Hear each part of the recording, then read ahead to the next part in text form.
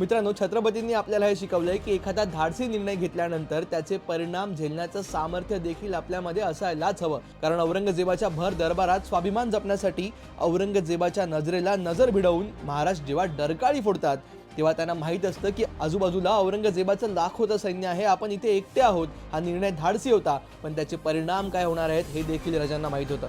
आणि म्हणूनच राजांनी या परिणामांमधून बाहेर पडण्यासाठीची योग्य प्लॅनिंग लगेच सुरू केली आणि योग्य एक्झिक्युशन करून राजे यातून बाहेर पडले सुद्धा. म्हणूनच लाईफमध्ये धाडसी निर्णय घेणं जेवढं महत्त्वाचं आहे तेवढंच त्याच्या परिणामांना, मग ते चांगले असो किंवा वाईट, त्याच हिमतीने फेस करणं देखील तितकंच महत्त्वाचं आहे. लाईफ लेसन्स विथ छत्रपती या आपल्या नवीन सिरीजमधून आपण महाराजांकडून बऱ्याच गोष्टी शिकणार आहोत, ज्या आपल्याला या आजच्या फास्ट लाईफमध्ये खूप उपयोगी पडणार आहेत. कारण छत्रपती शिवाजी महाराजांसारखा मोटिवेशनल गुरु आजपर्यंत कधी झाला असेल किंवा यापुढे देखील होईल असं मला वाटत नाही. त्यामुळे ही सिरीज पाहत राहण्यासाठी आपल्या पेजला फॉलो करायला विसरू नका.